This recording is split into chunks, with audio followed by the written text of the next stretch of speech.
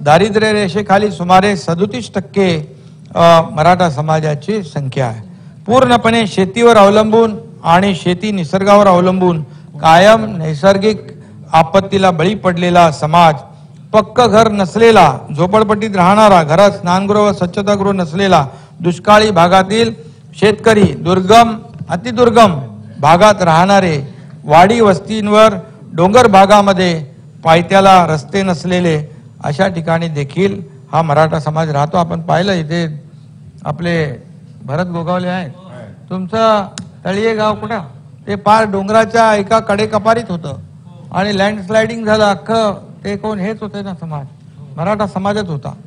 आणि अशा अनेक ठिकाणी असे आपण उदाहरणं देऊ शकतो।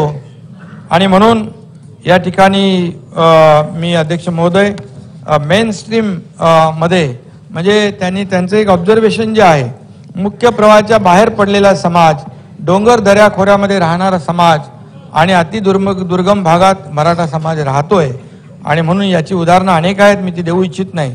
आणि म्हणून दारिद्र्य रेषेखाली देखील अनेक जण आहेत, लोकसंख्या वाढली आहे, कुटुंब वाढली, परिणामी जमिनीचे तुकडे झाले, मी आता म्हटलंय।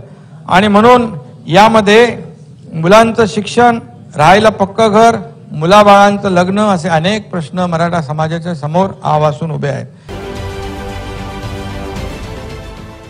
देश विदेशातील प्रत्येक घडामोडींचे लाईव्ह अपडेट मिळवण्यासाठी आता साम टीव्हीच्या सर्व सोशल मीडिया प्लॅटफॉर्मला लाईक, फॉलो आणि सबस्क्राईब करा। तसंच सर्व नोटिफिकेशनसाठी बेल आयकॉन प्रेस करायला विसरू नका।